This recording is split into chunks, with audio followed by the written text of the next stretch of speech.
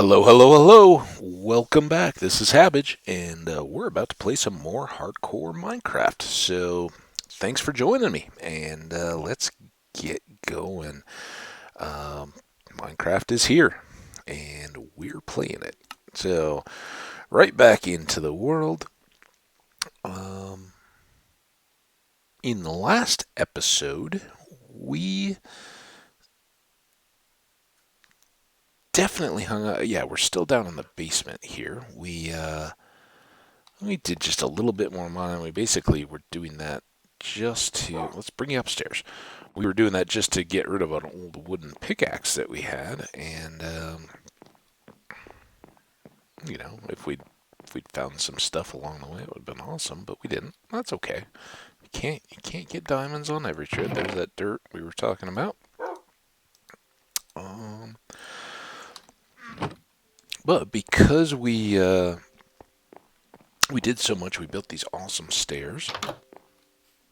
We we built the bottom of our awesome tower. Oh no! How many times am I going to come out here to put stuff away? And before I realized I moved it all into the tower. So we moved into the base of our tower. It's a little drafty, but it's a start, and we'll way quicker than we ever did because we never got around to it in the Susanna Dean world. We talked about it a lot, and then we just never followed through on creating our home. Let's just carry a bit more food.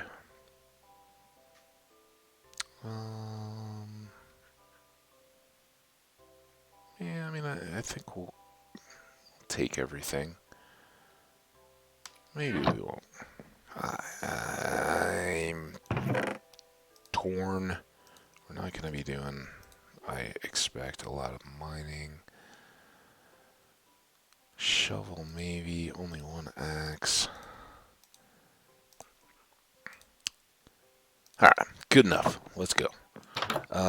Because we made awesome progress. I'm totally happy as I look back and kind of think back on all that we've accomplished. I'm very happy. I think we only went out to chop trees. Really, was our only adventuring in that episode. But we made some much needed kind of very early game improvements, and got the diamonds. Check it out. We got shirt and shoes matching, so we're off, and I really wanted to make today a little bit more out in the world. Our last adventure, and while I'm saying it, let's just give a quick early look here. We got recording time incrementing, and I don't see any notepad. I don't even have any notepads open, so audio all seems there. We're good. I still feel so bad. The last time we really went adventuring, prior to our kind of circuit to look for the villager, or find, we weren't looking, we just happened to find the igloo, heal up a villager. We had been out in this direction. Much of it was obscured by our notepad, so you guys never really got a good look, and I want to kind of go out around the far point of land that had separated us from the most distant village we reached, where we dug up some treasure and had all kinds of fun and adventure, quite productive and profitable adventuring, I think. Looks like we may miss our moose, and while that's a little sad, it's not. That wasn't why we were coming by, but I'd love to just kind of pass them, in happening if I do. This is timing perfectly though for our night's sleep. Let's go one more island. Adventure! Got some kelp, so we'll swing wide around that. Yeah, this'll do for our night. Get a little sleep, fresh start in the morning, and then keep on heading west. That's the plan for the moment, anyway. Again, as always, I'm glad to have you guys back. I hope you're here to enjoy a little Minecrafty fun, and I do hope we have some without frustration. Speaking of which, make sure, as I've said and shown, it between waking up and the way that the game positions you when you wake, and then your boat and whether it continues to turn when you get out of it. It's really possible to get a little spun around when you're just doing those little night stops. And the worst thing, as you guys have heard my frustration a couple of times when it's happened. Oh, there's our moose. So yeah, we'll watch that emerge from the distance here, Mushroom Island. Yeah, it's so frustrating, when you're out in otherwise indescript ocean and head back the way you've come and kind of waste half a day is really a little maybe not disheartening. It's not the end of the world certainly or anything, but not the way you want to spend your time. So yeah, as I was saying, and I think there's some moose over here. You probably could see them around the blob of Microsoft Notepad. That's the mushroom adult cow. They're cows with the red and white, and red and gray kind of color pattern, and dark eyes, and you can milk them for mushroom stew. We gathered some of the mycelium, which is the soil type of the mushroom island. Here's, it's kind of gray, grows mushrooms, and by and large, it is kind of what it is, but monsters will not spawn on a mushroom island in whatever form. And I never did look. I didn't even think about it until I left that comment out as we boat by. But yeah, there's whether it's just on the surface, I think you're safe down in the underground, but I don't know about how soil types and things like that play on the surface, if that will allow mobs to spawn back in. I don't think so. I think you're safe. If you're on there, you're safe from most, if not all, of the monster types, and that's really handy. As I'd said in the previous episode, I think it was the hermits who at one point had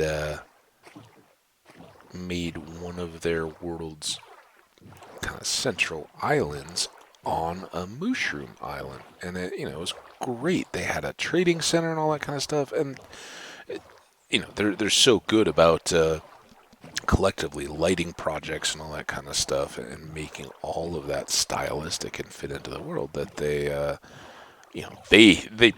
by and large don't need it, but playing in survival mode, it certainly helped for their kind of central area to have no mobs coming in and out of that world. So I believe, and you guys know how risky a proposition this is, believe that this is the extent of land that runs out here to the south that we had skirted around, and we this was the height of our misadventures. And again, you guys didn't see this all too clearly because the notepad was there, so I don't mind re-cruising the shoreline. We didn't cut far enough south, I think, to get back around, and I think we actually ended up building a new boat, so we'll confirm that before we actually get to the point where I left a torch, if we see an abandoned boat. So I jumped back in here when I realized I hadn't filled in a full treasure map. ran back across the land. It was a big diagonal, and by the time I was like, I'll just take down a tree and get some more wood and make a new boat. So that is what we did, and woohoo. But what we had discovered in those adventures was that, we're not just on a, already massive ocean, going out to the south beyond us, but this ocean then opens back up again once you round this kind of last point of land. Ooh, lava, you goodness. I didn't see the, yeah, so look how deep these underwater ravines go, and tons of magma once you get down in there. Eh, they're kind of a neat feature in that they add some variety to the under ocean, and certainly you can go down and explore, but I don't find that there's a whole lot of incentive to do that, because once you get down there, it's basically just like underground mining. They have the same advantage of an underground ravine that's not flooded, and yeah, maybe you'll see some diamonds, but they also have. I'm going to do one thing while I'm here.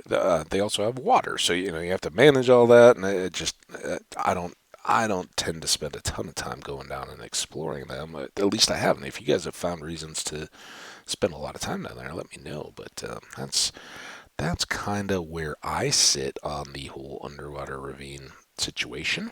But I want to get these coordinates more for our travel. So this is cross your fingers, and send me good karma here, so that I don't inadvertently leave it out. I'm going to call, and I'm not even going to put it onto the stream. I'm going to call this no,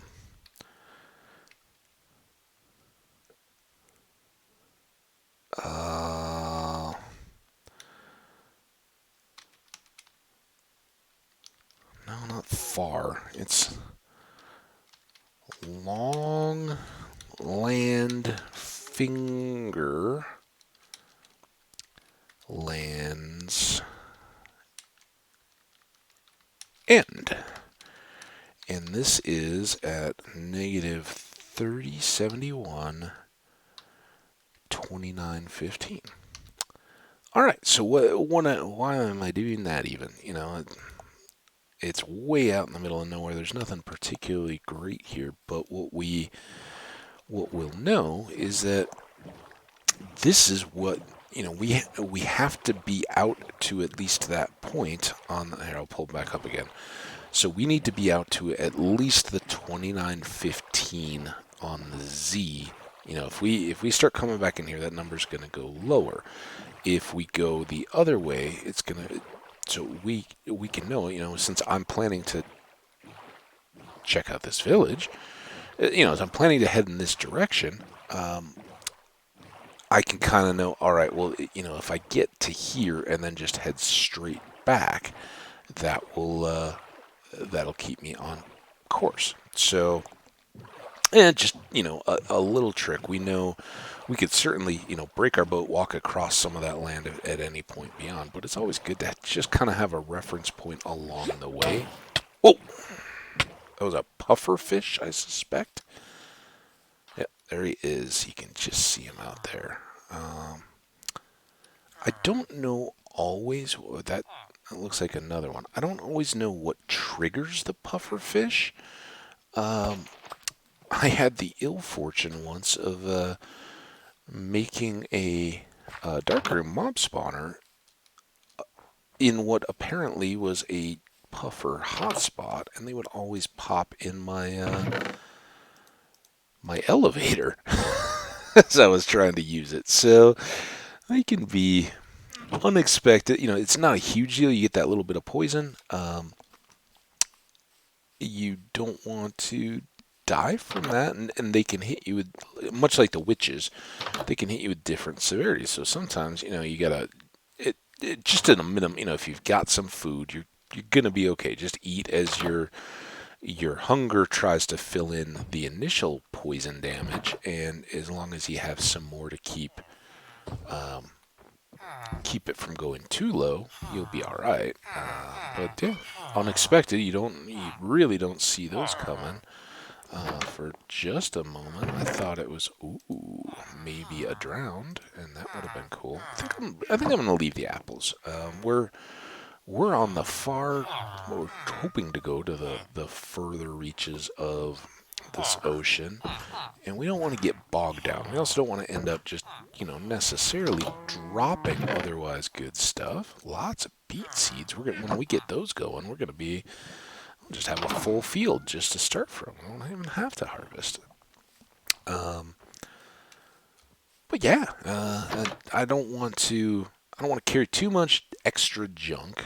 I don't want to end up having to discard what's otherwise worthwhile. It's not full garbage. It's got a use. So I don't just want to throw it on the ground and let it despawn when I'm playing the game, elsewhere. So we'll be a little. Hey, little guy, be a little more selective in what we want to pick up along the way, and I think that's a decent way to approach this village.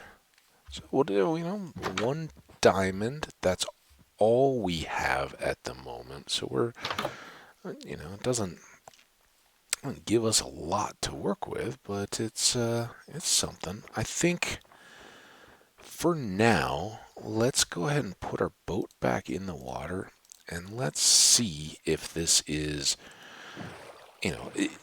is everything looking. We're looking back to the north here. Of course, it's just about to go dark. It always seems that way. Is this just a new landmass island, or is this ultimately going to wrap back around and all of that is a bay from the point of land that we just marked? Those are things that it will help us to know for future explorations. And, we may not push up every river. We may, depending on what we find, we may have to double back and go all the way out to go past that village to the south. But we may find plenty to keep us occupied here. We may find that this ocean opens up and goes on indefinitely from right where we are. Just kind of use the edge of our vision to peek there a little bit. I don't see anything too noteworthy, so we'll just kind of push along, see what this world has in store. No matter how far along you are in Minecraft, I think that this part is always worthwhile, and depending on how much you like to fly, you sometimes are prone to over, yeah, I don't need to use boats anymore. I'm too quick for all that, and go. But even when you're just flying, you're gonna overlook a lot of stuff. And one great example of not only is it really handy to move long distances, but and find biomes is obvious, but it's a really good way to find villages when you're looking for cats or when you're looking for desert temples and things like that. Going from the air lets you move so much more quickly than what we're doing here in this boat.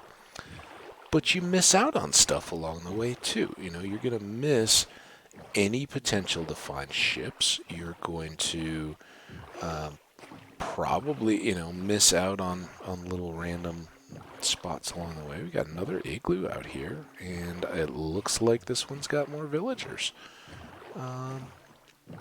So I guess we'll pop in and say hi. Why not, right? If we can get to the door, you wouldn't see this necessarily from the air if you weren't looking for it. So this one won't have the challenge of the water in the ladder that we had to deal with, but same there won't be anything new or dramatically different on this one to the last, and let's. Before I blast all our eardrums again, I'm just going to drop back the game volume. I didn't check that on the previous recording to see how that balanced out for the period that I did it. Ooh, that's interesting. Okay, let's get the weakness. We've already got a golden apple. We'll, replace that out of one. So we weaken him, and then we give him the deal. Still very loud in my ears, but hopefully that didn't just blast out the recording. So let me just bring that game volume back up now, and hopefully that's a good level. So yeah, we get to replace our golden apple with another. We'll take the extra coal, just like in the village. We'll leave some apples here, and I do want to leave those couple things. Now we've got to wait for, we don't really have to wait. None of this is too important really, but this is just a lake, it looks like, but might as well see what all we've got in here, right? Would have some iron. I don't think I'm like, I don't want to carry the uncooked iron ore with me. We could put it in the furnace that's upstairs, though. Just we'll definitely grab the coordinates from here. We won't be so frivolous to say, oh yeah, we're going to build our own village outpost, so we don't even need to worry about having healed villagers. No, we'll definitely, at least in that limited capacity, make use of these guys, because they're pretty good. That's why these igloos are fun finds. So now we just get that water cleared out. This is purely just to not have to deal with that current.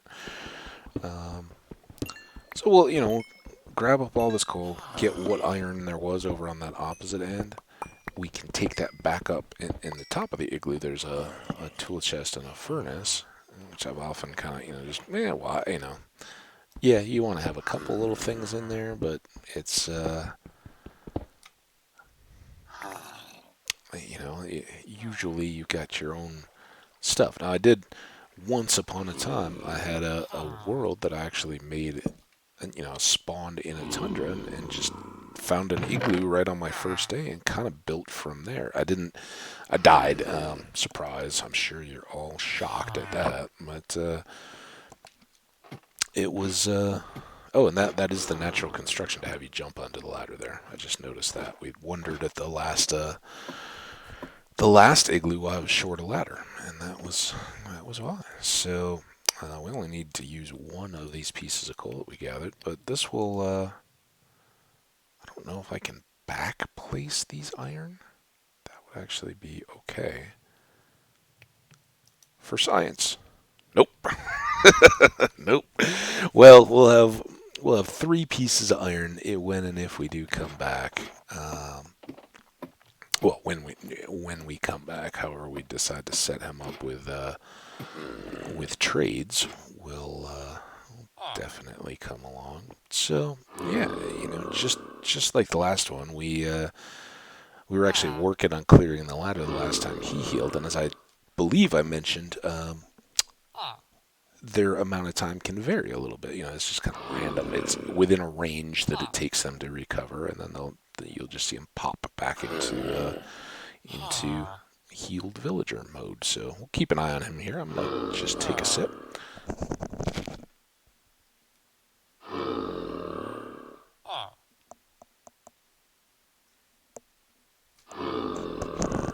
Today I have some fresh coffee.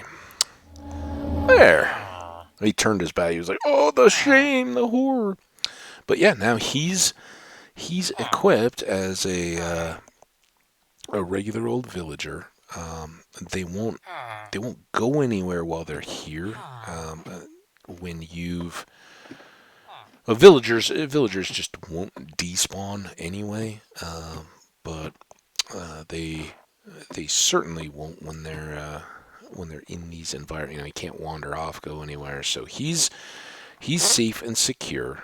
We'll grab these coordinates, and you know, we didn't find that he was closer to where where our original one was. In fact, this will be much less convenient proximity-wise.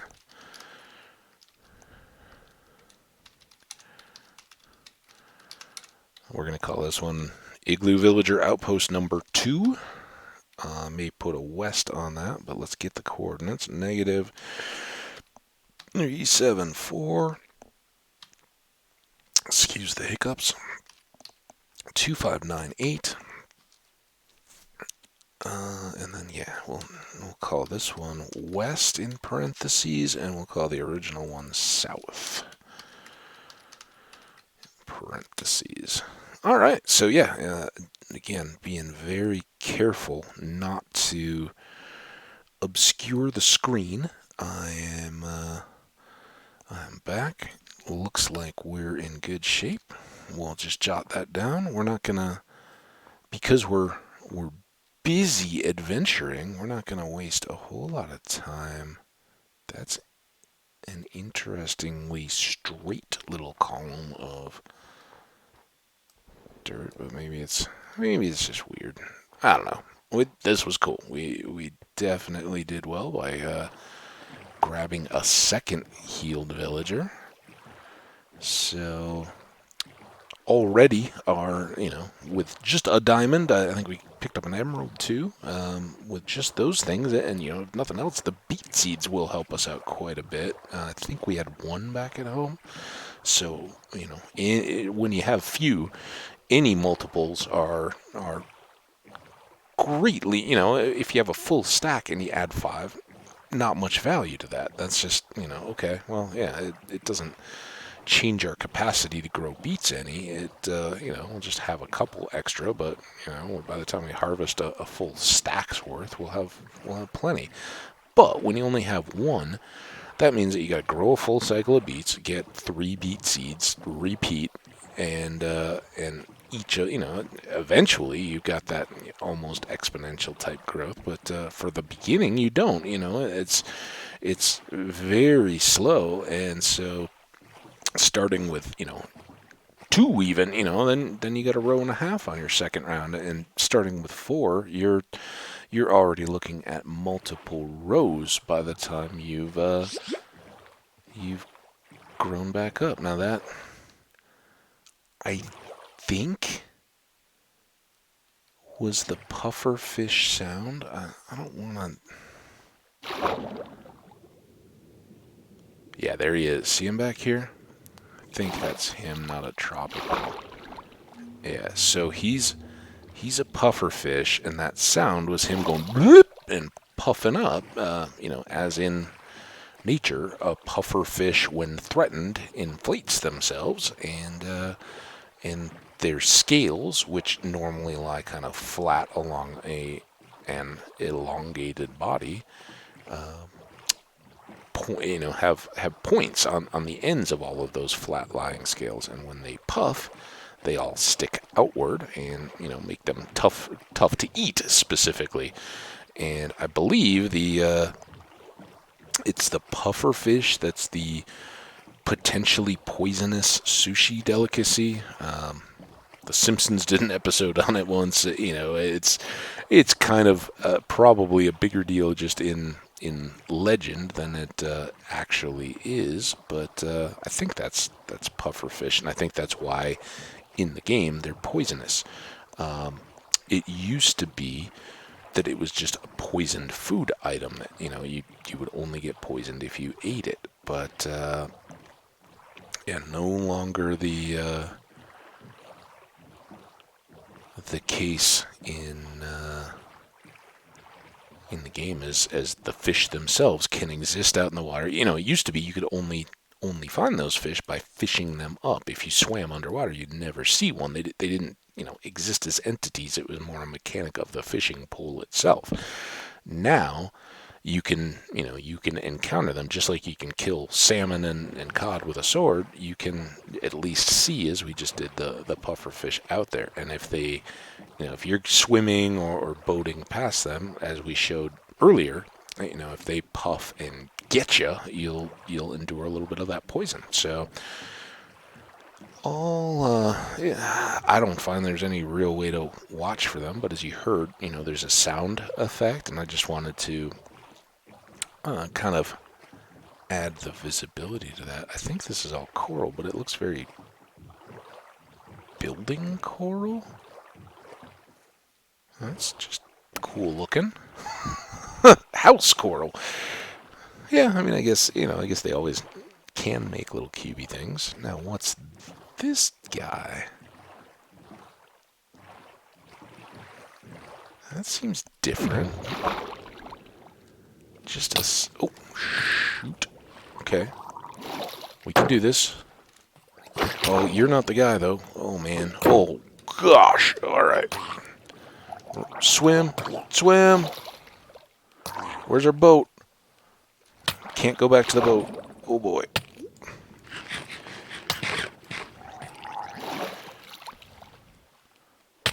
This is what I said. It's...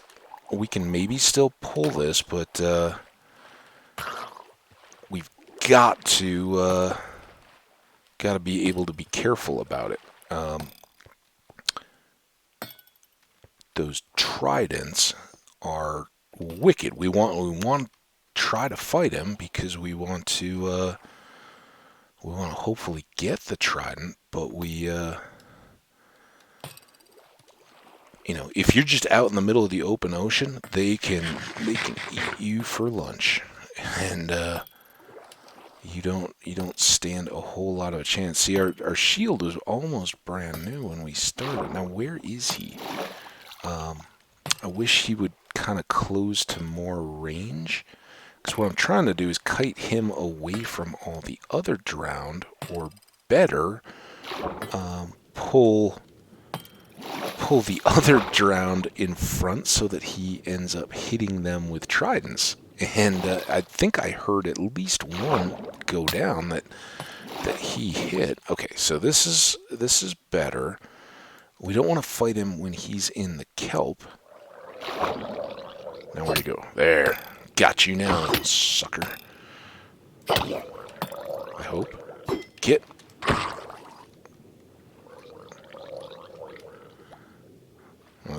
That's the possibility of getting trapped under the ice. We don't want to do that. No trident, but we got one. That was kind of cool. So all the other guys kind of follow in his wake, which is okay. On their own, they're not a problem. But as you saw when I turned back before, when I was first like, oh, maybe we can take him. This will be fun. And then I turned back, and there were, half dozen of the regular drowned and the guys shooting tridents. And if you're trying to deal with the trident guy, yes, he can inadvertently take down some of these guys, but if they get around you, you're done. they'll start hitting you. Your shield gets eaten up by whatever tridents there are. If you're trying to overly rely on the shield, then you can't defend against the other guys, and they can get around behind you. So it's okay. So those are tropical fish, not puffers. Very clearly, this is another one of the, typically the cobble brick type structures that. Oh no. Man, this thing is dangerous. I can't believe you can't get out of that when it's pulled you down just with blocks. Man. I've never seen so, it's all pretty coral. You're like, oh, this is a warm tropical ocean. There's pretty fishies. Let's go see if there's some treasure. And then everything is trying to kill me. What is the deal? What is the deal with that, Jerry? I don't don't know. There should be, maybe it's worth swapping into a shovel and checking for something. If we have bubbles over here, right? So let's kind of go. We'll just let them pull us down and then break. Again, I have no idea if there is where within these there would be a treasure chest. I mean, I'm just kind of assuming that there is one, but maybe not even. Maybe that's wrong. But it would be. There's one. Cool. All right. Get a little breath. Oop, get a little breath. Again, I almost catastrophically said in that previous episode, I'm willing to trade some amount of damage for the Smite 2. Not particularly awesome, but that's something we'll at least carry along with us. Now, if we had Silk Touch, I'm just trying to see if this is mirrored on the other side here real quick. While we've got the bubbles,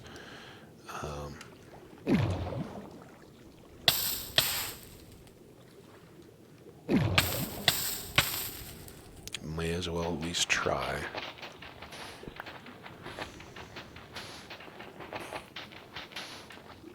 Well, let's. At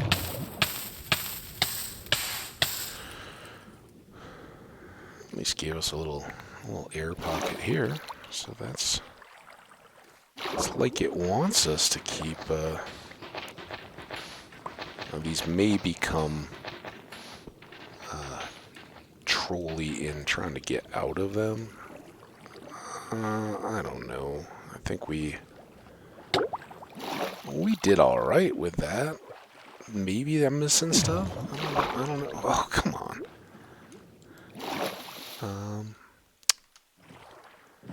Yeah, I don't know. But hey, we survived an encounter with one of the Trident Drowns. And there's a temple over there. All kinds of good stuff. See, this is why it's fun to mix up adventuring. And yeah, we're potentially getting about as far as we. Is that a ship too? Let's just start with the temple. I'm gonna put the torch there just to help me hopefully remember where to find the boat. But yeah, there's this, even if we were flying, we would have likely seen. But I know, personally, I would have never spotted a structure within a coral lukewarm ocean without being in a boat, and I doubt we would have seen that kind of sprucewood ship that we've just discovered and we'll look at. So lots of cool, good stuff and reasons to just go out adventuring and then, kind of not forget to keep doing that as the game goes on. We'll be a little more tempted on this visit to hang on to the sandstone because obviously we're building that as or using that as a building material. But depending on what's down here, it may not be the only thing we want to hang on to. Of course, we brought limited picks and have now used up half of them. But I think already we're getting to a point where I'm okay if we We won't ever try to just completely follow the same route back, but can kind of, oh no, oh no.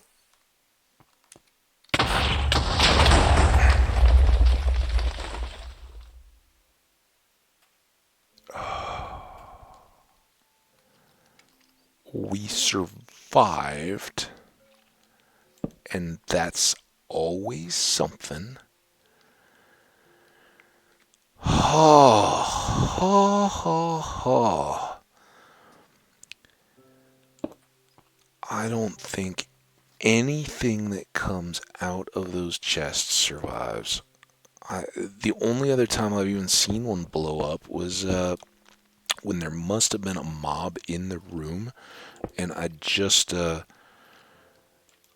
cleared the floor above and was beginning my staircase down, and I heard I heard boom, boom, boom, boom, boom, boom, boom, and I've never triggered it myself. I don't know what I was thinking. Again, this recording stuff is just like begging yourself to. Oh, I'm so bummed. Well, that obviously was where the enchanted golden apple was then, right? I mean, clearly. Oh. Well, that's what can happen. Don't step on the pressure plate, people. Disaster if you do. Nearly disaster. And I am very happy that there was enough delay for us to kind of get climbed up enough so we didn't get caught in the blast. But whew, ugly. Maybe we can do a bit better on the ship. What do you say we try, huh? As I was saying, we're getting close enough. Maybe we return home. But the good news is, without a whole bunch of loot from a buried temple, we still got plenty of room in our pockets. Maybe we'll find a map. Maybe not. I don't know. If I was the game, I'd be like, that guy doesn't deserve a map. He almost blew himself up in a temple. But, maybe. I don't know. Wow. Okay. What do you got for a ship? You're weirdly disjointed. Not that you aren't beautiful, but you are odd. Unique. Like a flower. So here, the pumpkin, it kind of falls into that apple category in that,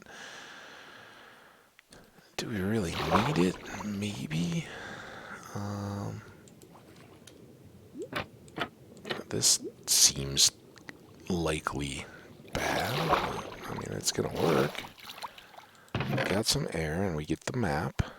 We'll take the paper and the feathers. Feathers, as you know, we have so much flint already that, we can certainly make those. Let's get rid of all the... We're not taking any of you cursed sandstone. And then we'll put the full block of cobble. Alright, so we're not hungry at the moment, which is okay. That's the way back. Let's get a little choppy. Again, this may not be as beneficial here. Oh yeah, we can just walk right through that. I don't know why those are so particularly difficult to chop through, but there's the other chest. Big breath of air into the room. Nice. How are we doing? Back for air. I still, I'm sure that in part it's something I'm doing, but I don't know why sometimes the double click to group things in a chest works so well, and others it just doesn't seem to work at all. And I don't know if that's more me, the player, or the game itself, and some kind of a limitation or other that could be getting it. Well, great. So now we're gonna try to first, solve this treasure map and also fill it in without forgetting. So let's go back here to the west. Oh, this is so gonna be trolly. I know it. The map is gonna include the temple, and we're gonna intentionally hang on our wall a picture of the temple that we accidentally blew up. How? I guess it's only a little bit. Maybe in time we'll forget. But this is really showing us how the temple that we triggered the pressure plate.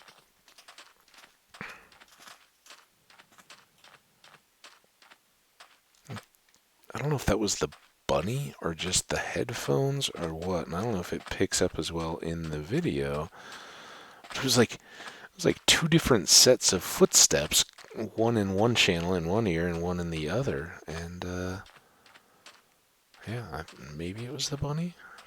They're not continuing, so I don't think it's just the headsets and the walking on sand, but strange. Strange indeed. Alright, one more little bit of pixels there. That seems filled in. I thought I heard a drowned. Do you see a drowned? I hear him. Can't hide forever, friend.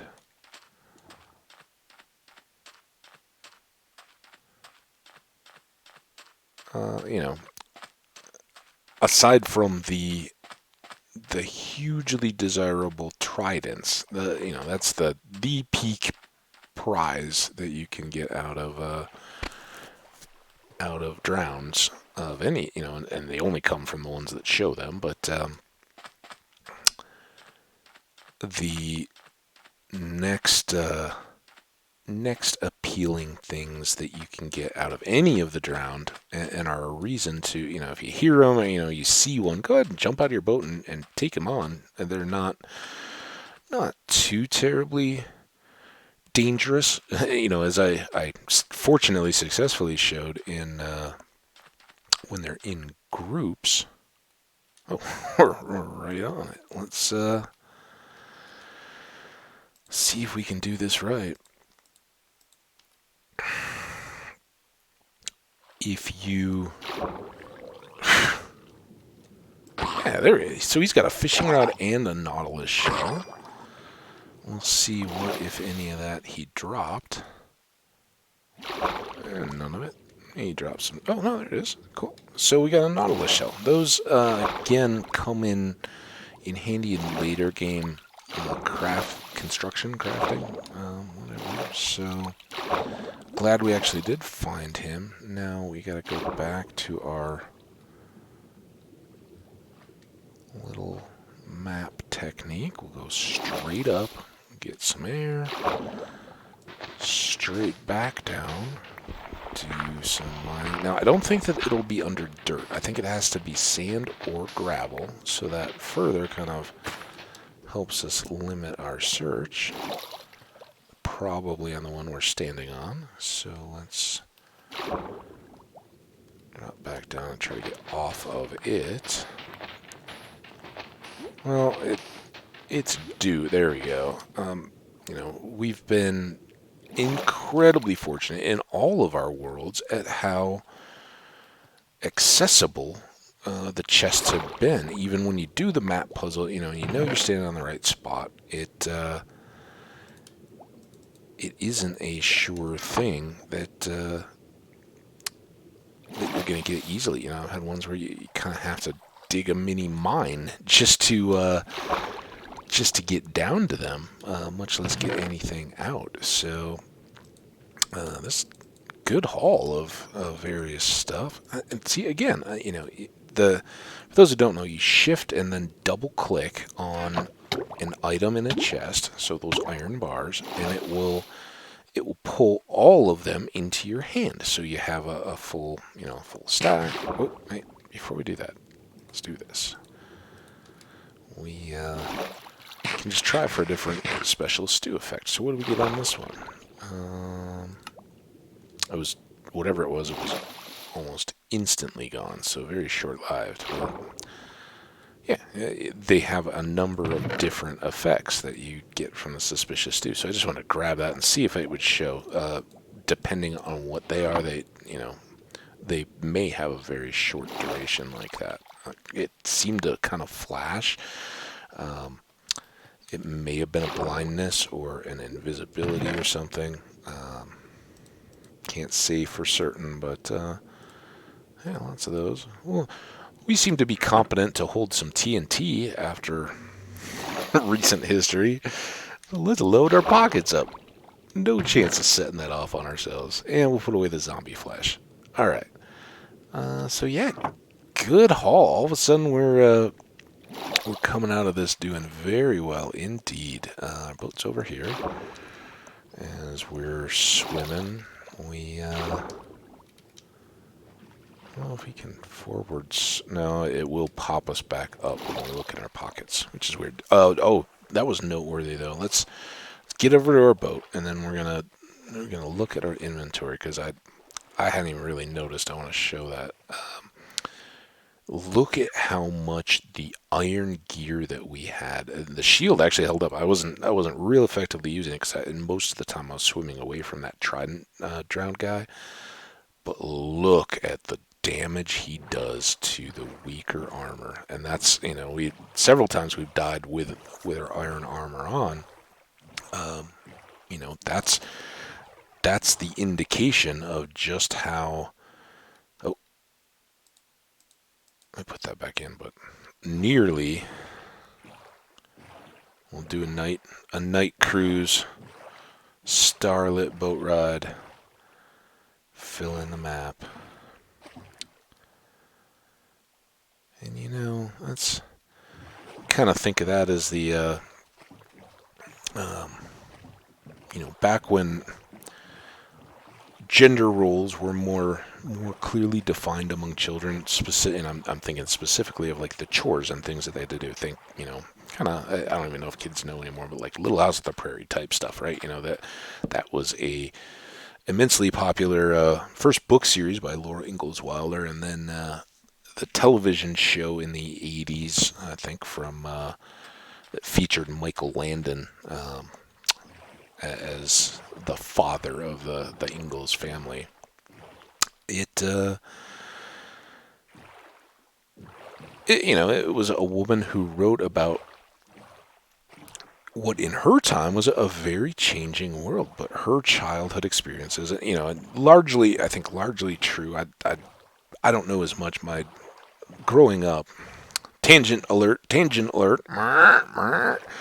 I think I mentioned before, one of my most treasured parts of my childhood was that when we were very little, my mom, who, as I've said, was a teacher before she had kids, and kind of became a full-time mom, she would read to us every morning before school. And growing up in the upper Midwest, winter mornings in particular, it's cold and dark too. You start school pretty early as a kid. I think all kids still agree it's always too early, but yeah, you start on a dark early morning and you have to be bundled up and all that. Well, our mom kind of always enforced in us this idea that you don't wake up 2 minutes, which I did my best to forget. Let's be clear. By the time high school and later years came around, you don't wake up 2 minutes before you're supposed to be out the door. You wake up early. You have a good breakfast. As a little elementary school kid, I don't think you even particularly showered or bathed before you left for the day. Maybe a couple nights a week or whatever, you'd take a bath and get cleaned up. But when your parents made you, but yeah, when when you're starting, we got another ship here. That's what I was pulling on.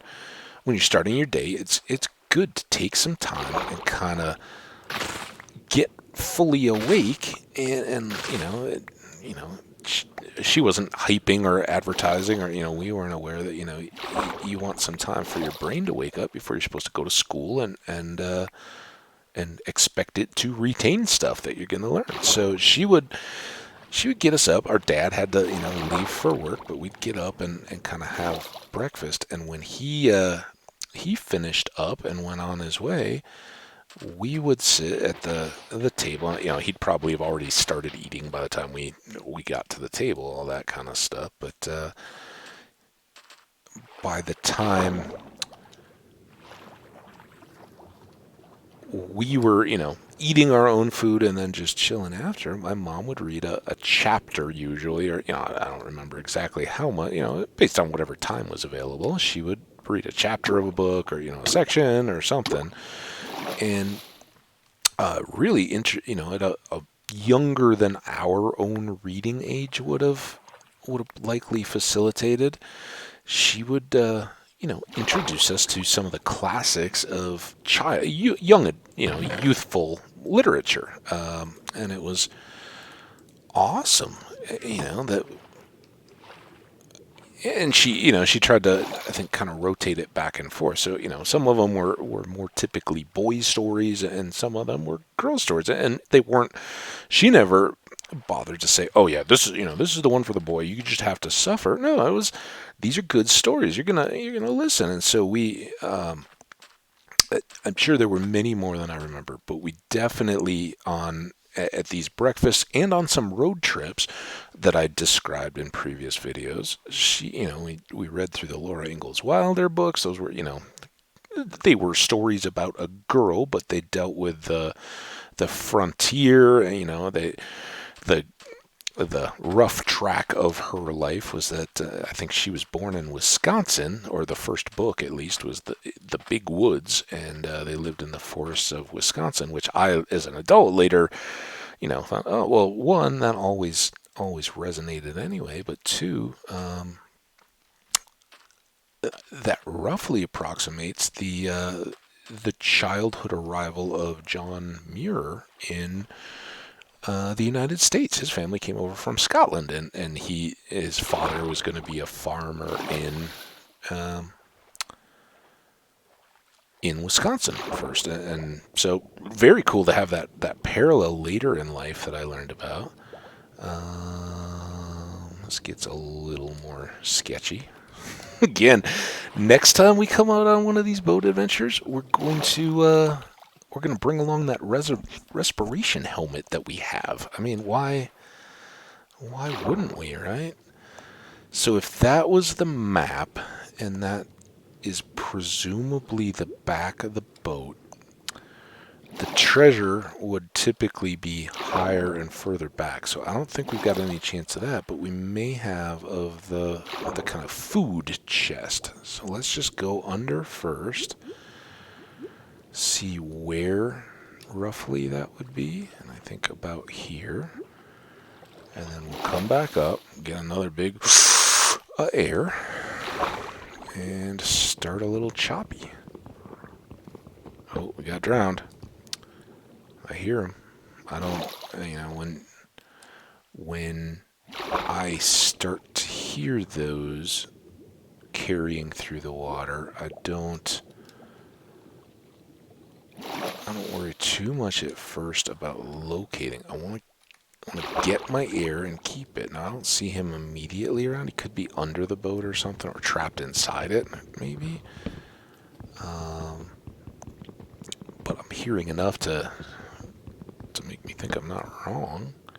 Unless unless there's a squid sound I wasn't aware of, maybe. I don't know. But, oh, that's clearly drowned. There you are. What took you so long? I was talking about you, telling everyone that you were coming. They wondered because you were so slow. All right. So we'll line ourselves up. Get a big mouthful of air. Back down and meh. Meh. I don't think we want any of that. Wheat would be nice, but we got so much hay. We got the map. That's the best thing, and whatever space we do have, we'll try to use for it. We may get those used up in the course. Let's see where this is going to send us. Oh, again, we're right on it. Let's just run along the beach till we push that corner. Is that sand? That's sand. Okay. So we'll kind of do a little bit of dry land training here. Skirt this beachy desert, and then cut back in to see if we can't find that chest, and do a last little shuffle of what loot and goodies we have, and then it's going to be turned for home time, I think. That almost looks villagey, but I don't think so. I don't know. A little more. A little more. Okay. Now, up to here. That's going to take us right about back to where we need to be. I think our boat is down here a little more, though.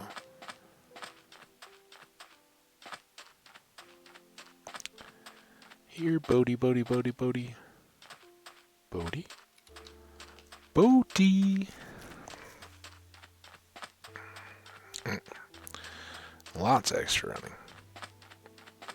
Good. It's that good burn in your legs. Like, yeah, alright. I can feel it. While we're here.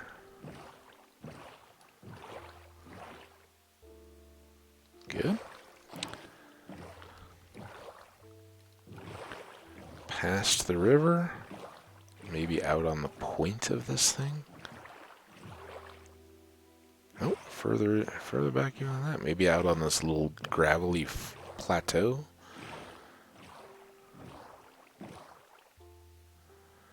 Close enough.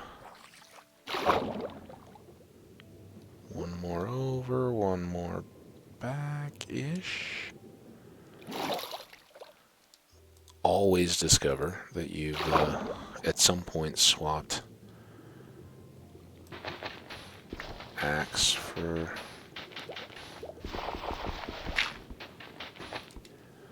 go up and get air before you need it, and if we do this right, we'll be just ready to go to sleep.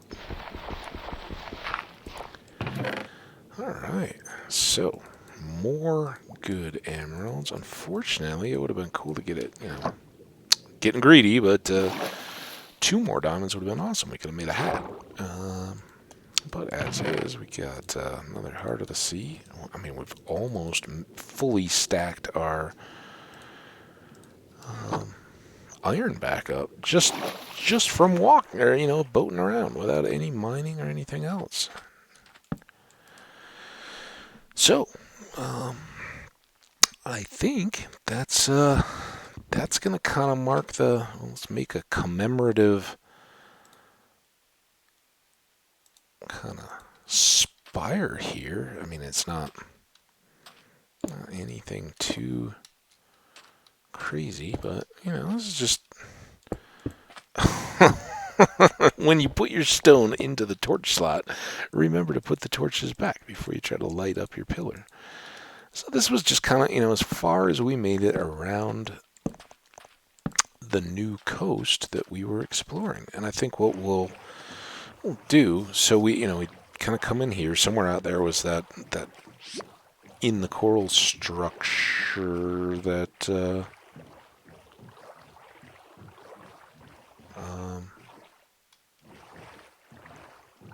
produced the trident guys, and we don't need to just follow that coastline back. And I'm not I'm not saying that we won't just keep looking here as we sail off. We're not in a let me check. I haven't looked at the time in a while. yeah, we're still fairly early in what could be the episode playtime. It's over an hour, so at any point here, I wouldn't mind, if we were just suddenly back, like, okay, well, no need to drag it on, but as we go here, there's no harm in keeping our peepers peeled, see what goodies may be out there. I like having as much of this coral as you can, because you can see clearly here these lit areas are spaces where there are sea cucumbers, or pickles as they call them, I think, under the water, and you can you can transplant those and use them in underwater spaces of your own, and they're prolific here in the coral garden type areas. So you can go in and they kind of grow in clumps. So you can take one or two. You don't have to just trash the area. But yeah, you can bring back some lights, and if we're working under a darkroom spawner that's out in a open watery area and needs a base to kind of build up from to build a tower that's not just a completely floating box in the sky, then you gotta start somewhere. It's kind of nice to throw some lights around that. So I think this is picking back up, I hope, our shoreline, and not too terribly far from where we then have the torch that marks the end of the spittle lamp. We haven't had to bother to look at the coordinates. I'm confident enough. If things start going horribly wrong, we'll check. If we can't find our way back, so there's only a little bit of stop and turn back. So if this is the coastline where we'd previously explored in the episode where the notepad was messed up, there's a village all the way back there. And then there's some amount of coastline, unless it opens up and goes to massively more ocean, which it could. But there's at least some more that's unexplored and undiscovered out there. Now, this is not. I didn't see our torch. We got a village. Maybe we came back over far enough that this is one of the villages we already saw? I don't know. Well, we should get a pretty good feel early on for whether... Oh, this may be it, because that may be the little crossover. And the fact that there's some seeds sitting there, kind of... I'm beginning to feel like maybe we've been there. Does anybody feel like we're being watched?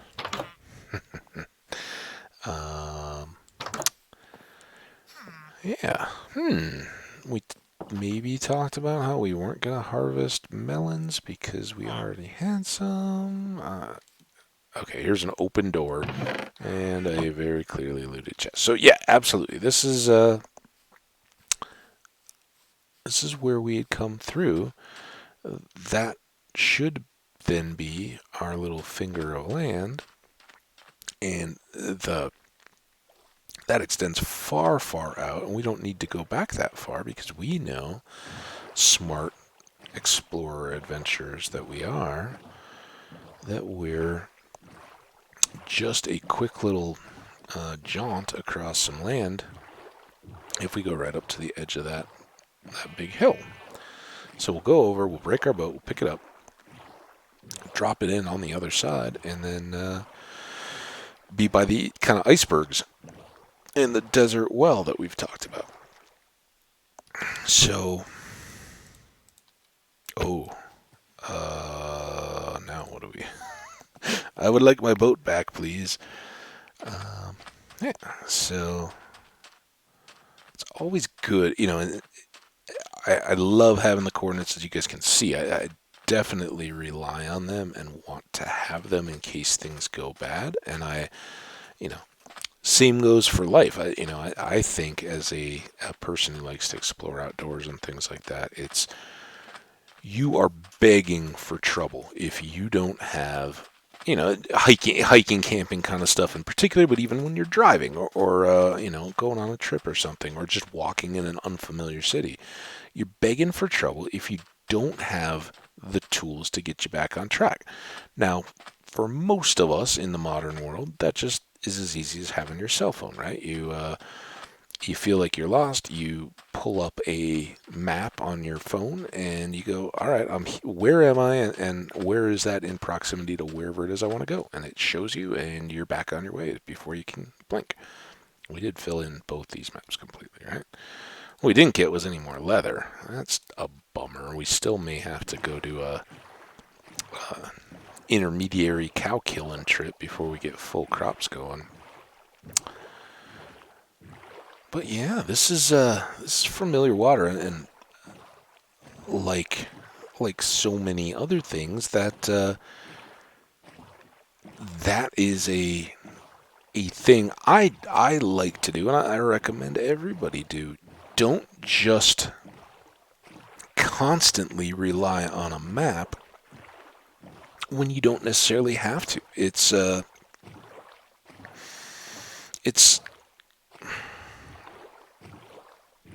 sorry. It's good to one get the experience and the confidence of learning your direction in the real world, from the signs that are around you. Sun in the sky, obviously, rising in the east, setting in the west. Those are kind of constants no matter where you are. But how high or low in the sky can, if you kind of daily keep that in mind. Hang on one second.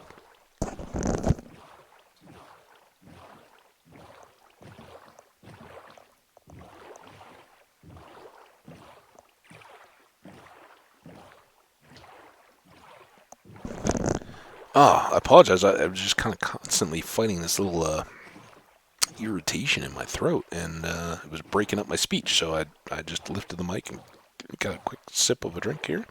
Hopefully that'll help. So, yeah, constantly, if you're just constantly kind of aware, because here in the northern hemisphere, we see the sun range in the winter to lower in the horizon, and summer closer to the true overhead.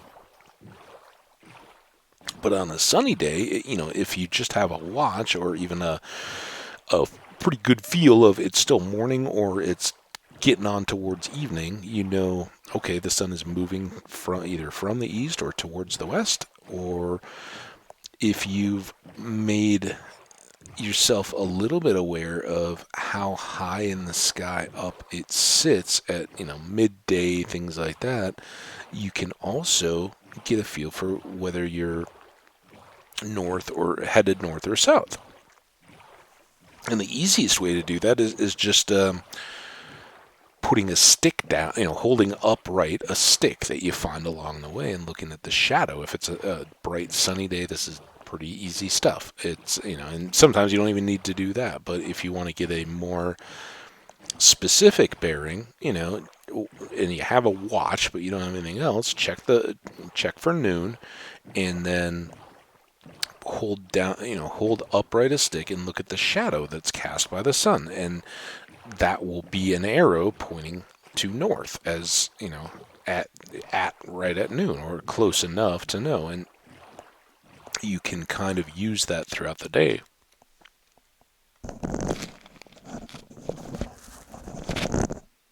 As you go. Sorry. So we need a bed. That's what we need. So yeah, definitely, use those kind of things. Use moss on trees, landmarks in the area that you're at, or where they are. Here, it's always kind of a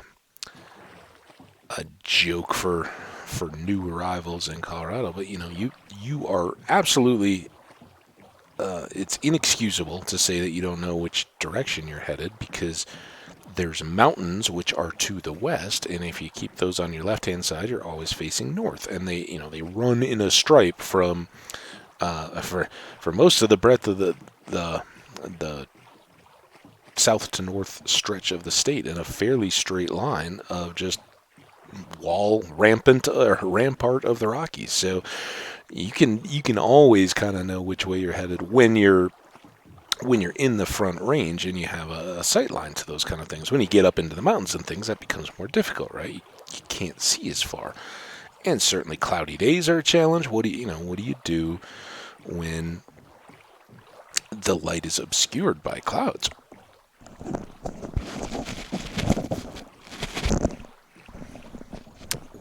What's the plan or the verdict there?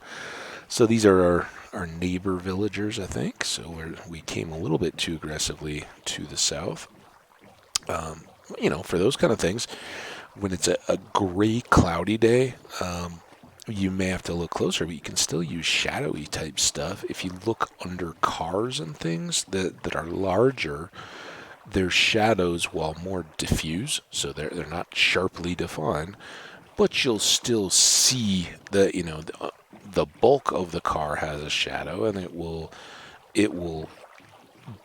show by its intensity which side is the brighter or the darker side. So even on a rainy, overcast day, you can sometimes help identify by that.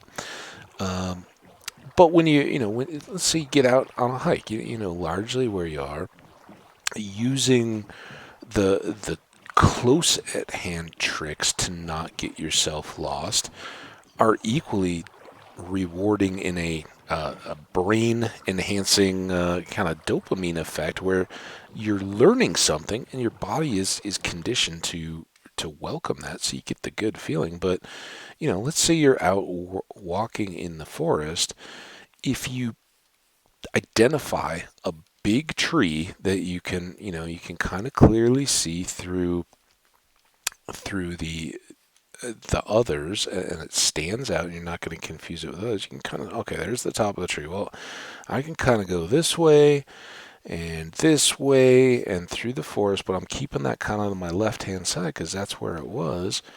And then eventually you see it again. You go, oh, that's still my deal. You can go in a full wide circle out in the wilderness, and that tree could be a mountain. That tree could be a power pole or a radio antenna, or some landmark.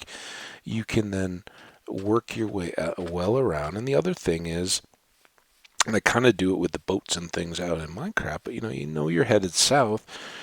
Pick a landmark out in the distance and just keep heading for it, that will keep you more or less in the right direction. And when you get to it, look for the next one in line. And if there isn't one immediately, then your next best course of action is to look for a use the one that you're coming away from. And I say a lot of that kind of stuff is kind of comes from a nautical sense, right?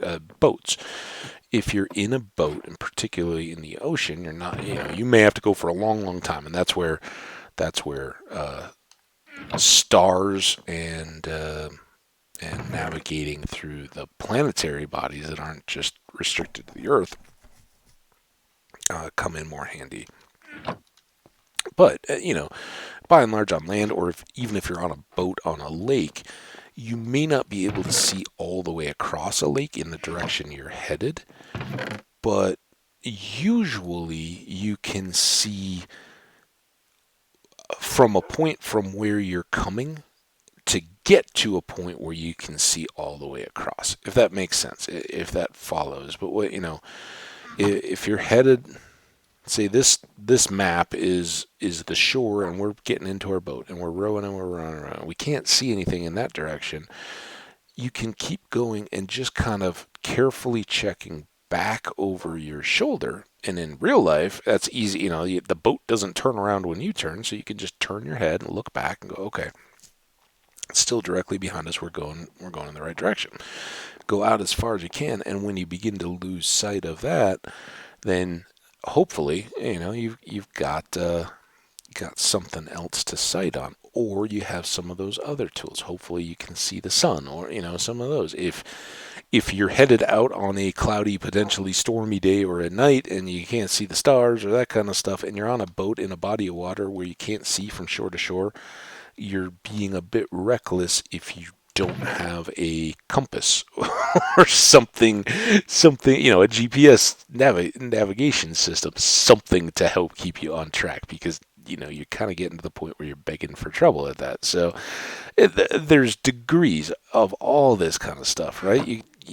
You can't just always use it, but when you're out on a hike or walking around in a city or some of that, my recommendation is just not to always first go to the map you have on your phone or the directions that they give. See if you can find your way. And I think one, you'll find that it feels good. Again, that's the brain dopamine of learning or reinforcing a skill that it recognizes is very important to survival. It's definitely important stuff. So with all our feathers, they may be the hidden gem of that whole trip. Getting so many will give us a full stack of arrows. And again, we don't have any fancy pants enchants on our bow, but when you've got to a point where you have that many arrows in your possession, you can still make it a pretty effective tool. So that's very good. All right, what more do we have? We need to gather up these tools. We will take our axe back, and I guess we'll make one more pick while we're here. So we have enough. We could make our diamond pick at this point, but recent events tell me that we're better holding off, waiting for some more armor first. I don't want to lose this world like I lost the others. So let's keep rolling. We also need to re-equip. Was it hat and pants? I think were the two we need. So let's get those going. Now these, other thing, we've got them here, and let's just do it even. Kind of silly, but I think I've even done it in some of the other worlds. Almost a lot, we have this cool hidden treasure chest that we built up down here. But I think it's handy to keep a couple of, and especially that respiration helmet, because maybe we won't forget it the next time we go ship diving. There's pros and cons, right? If we bring it, we limit ourselves in how much loot we can carry around. If we don't carry it, though, why do? Oh, I just pulled that out. I was like, wait a minute, that wasn't worn enough. Why would I replace that? Sometimes I'm truly sorry. I'm truly sorry that I put you through this. It's got to be agonizing. Okay, how much time do we have now? Again, I'm good to wrap us up, but there's one more thing that I would feel pretty good about getting done if we have the time to do it. Well, we got a half hour. That's enough. Let me get another sip of my drink here, and then we'll go.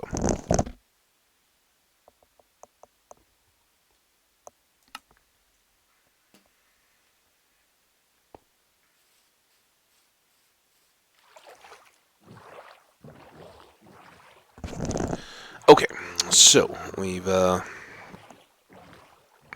geared back up. We have a bed.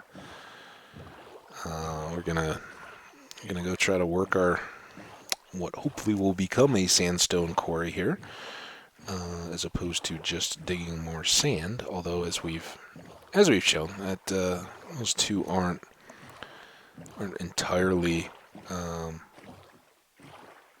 out of character with each other, because when you get that sand, you can craft it into sandstone too. You know, it's a little stretch of the actual rock making process, but hey, if we can make stone with a crafting table, I'm gonna make stone with a crafting table. Hopefully, we'll get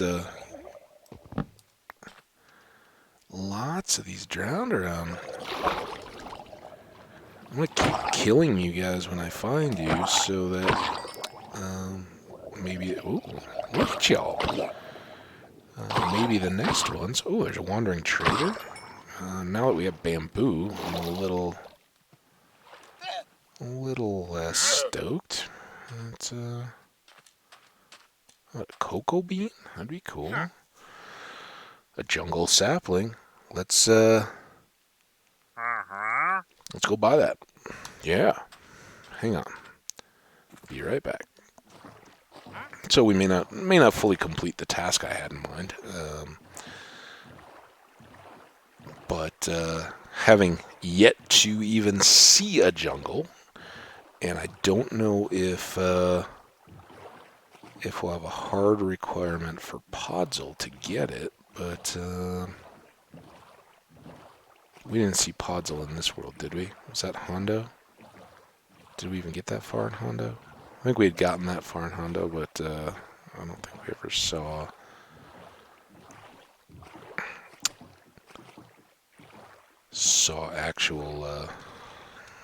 actual Podzol in here. I think we've just seen the mushroom, so we haven't gotten it. I think though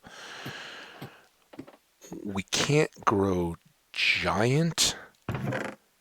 What am I doing? We can't grow giant jungle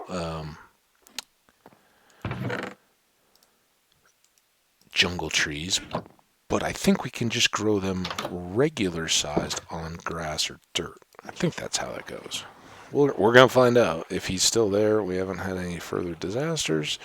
That's the plan. We're going to go get him and get some saplings. And then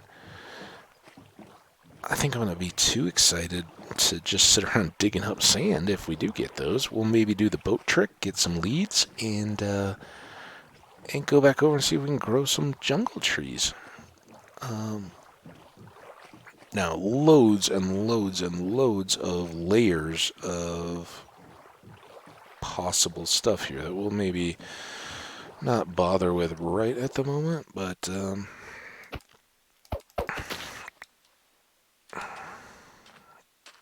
will come over time. So, jungle. Yes. Oh, so good. Let's take... I know I'm blowing through emeralds.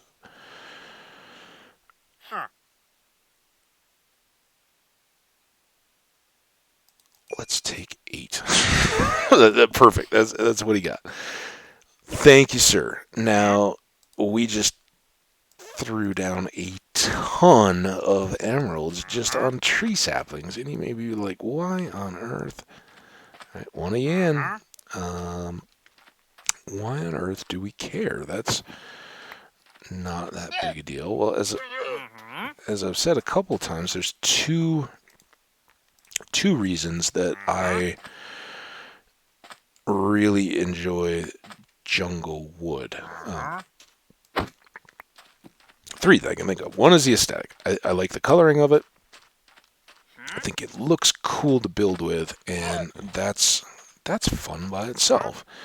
2, when you have the Podzol and you can grow them giant, they will grow as big, if not, I don't know if there's a real competition, but they'll grow in that comparable 2x2 vertical cube shape of massive trees and can be a very good way to gather wood easily without having to deal with it. So two awesome things for jungle trees. The last is that in the jungle, at least, and this is what I'm not sure of. In the jungle, at least, they can grow with cocoa beans on them, and I don't know if they will spontaneously pop without those. Don't know. We're gonna find out. I kind of doubt it. I kind of think we either have to buy or find a jungle to get those. But if these 4 test trees grow, we will be in good shape. The other 4, I'm not going to touch. I'm going to save them, in case those just sit there forever as saplings and don't do anything. I don't want to put more than 4 down. If they do, then we can chop them and hopefully get more and more and more. And suddenly, it won't matter too much. I think we can answer that question more quickly with a little bit of bone meal. So, we're going to see if we can't get these to grow. If we do, we don't need to go through the whole harvest stuff. I think we'll just kind of call it a win. We got leads, got some new saplings that are exciting, and boom, there we go. No cocoa beans, but we got a tree.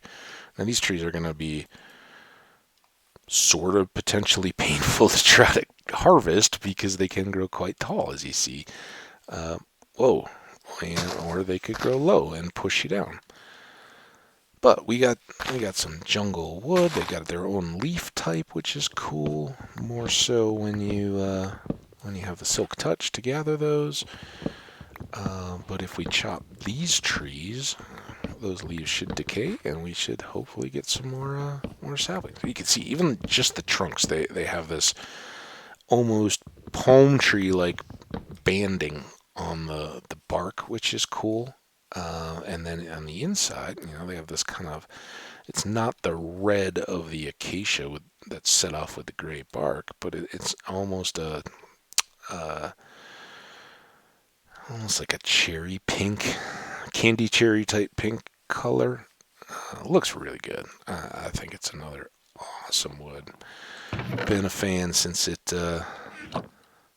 first arrived. So we'll harvest these. We'll see if we can get any more saplings back to kind of. Oh, there's one already. That's good. Looks like another one stuck back. Oh, maybe that was just the edge of a leaf. Yeah, you guys decay while I get your buddy tree here.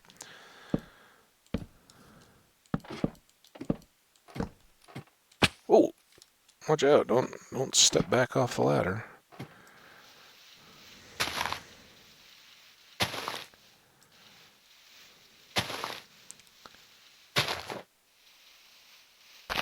May not be the best strategy in terms of trying to get more saplings, but it certainly makes the chopping down of the tree easier. You can sit on the ladder and break the blocks above you so we can get a spot to stand, but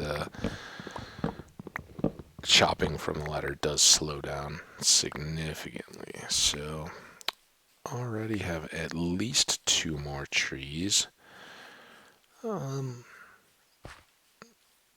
For me, especially as you're getting going, the jungle trees are a little more hit or miss on how many saplings they may drop for you. So if you see one, sitting up on a leaf or something like that, definitely don't lose track. You don't have to. That leaf should decay before it despawns, so we can definitely get it. You just need to keep an eye out and watch for them. Hope that we get some from that tree as well. We've already got the 2, so we're 3/4 recompensated, if nothing else, from what we got. I don't like having that as just a complete hole. I don't really like having it as a hole at all, but sometimes what are you going to do, right? Oh, there. Cool. So break even. Everything after this is a bonus. Bonus.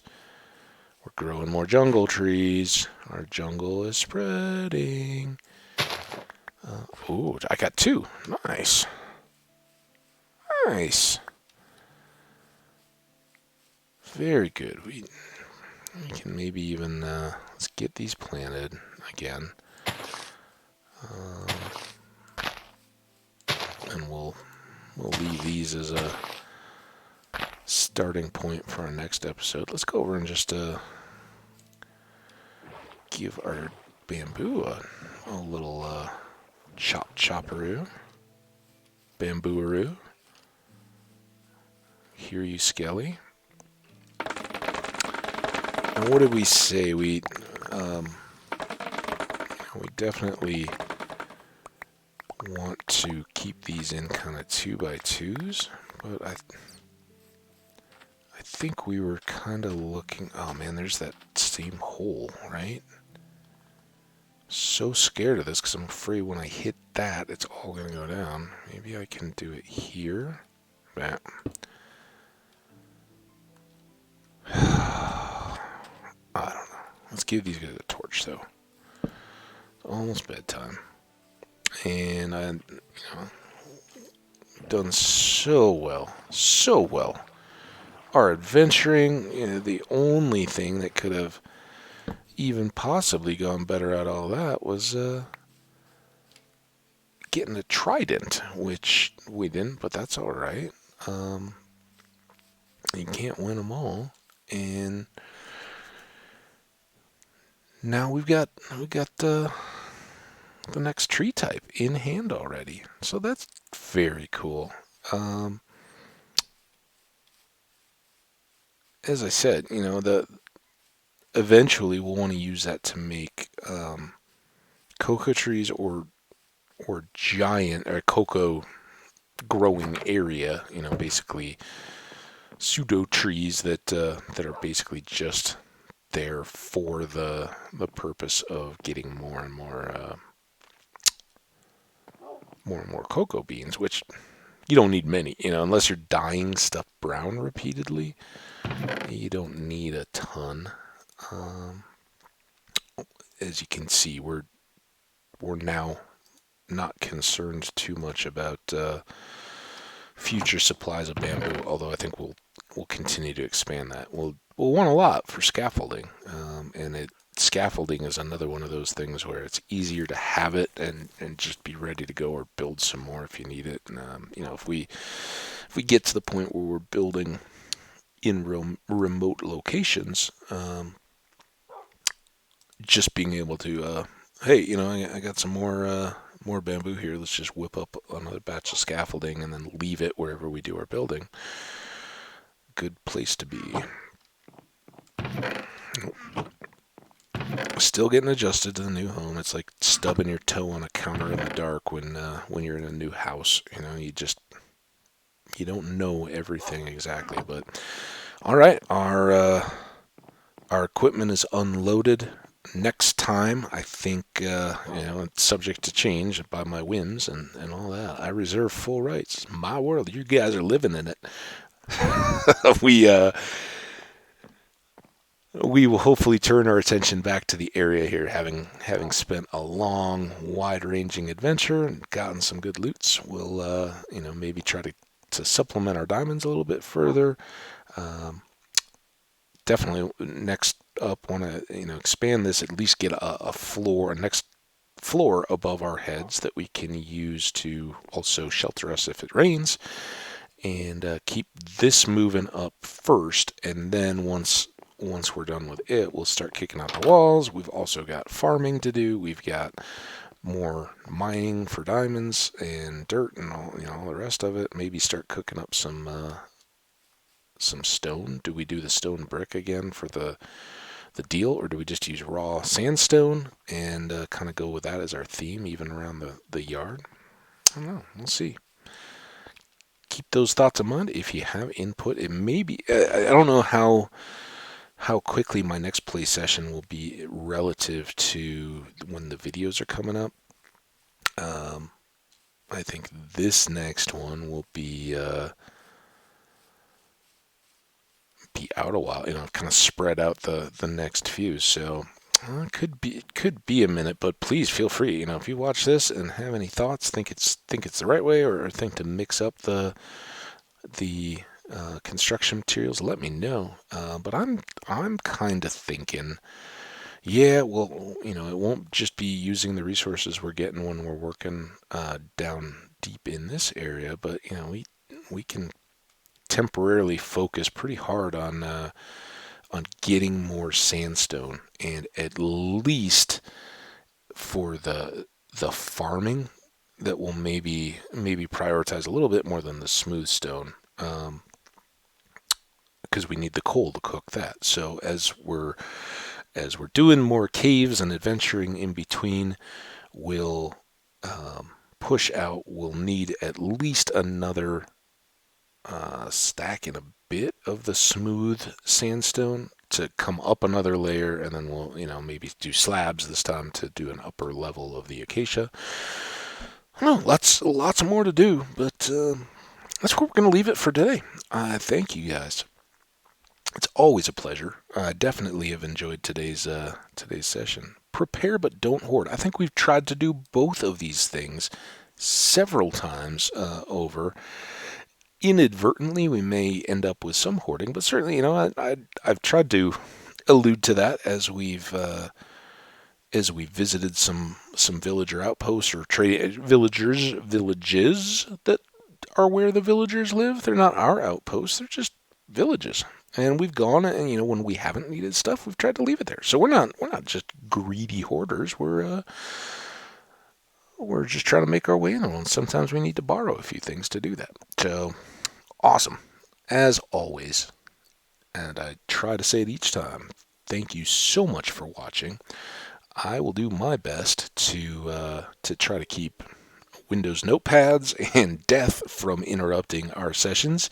If you guys can do your best to spread the word and have others join us, so let's make that easy deal. At least I'll keep it from my side. But if you find this and find it enjoyable, spread the word, bring other folks, and I just doesn't have to be a dozen people.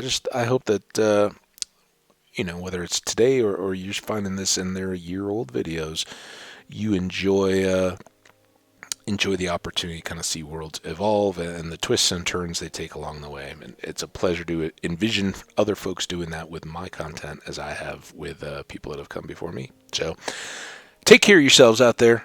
Get outside, stick your head out the window, take a walk, see the world. Don't necessarily use a map, but have one in your pocket in case you get lost. I don't want anybody out there wandering around aimlessly. But however you enjoy this world, do it often, and we'll see you next time. Thanks so much. Bye now.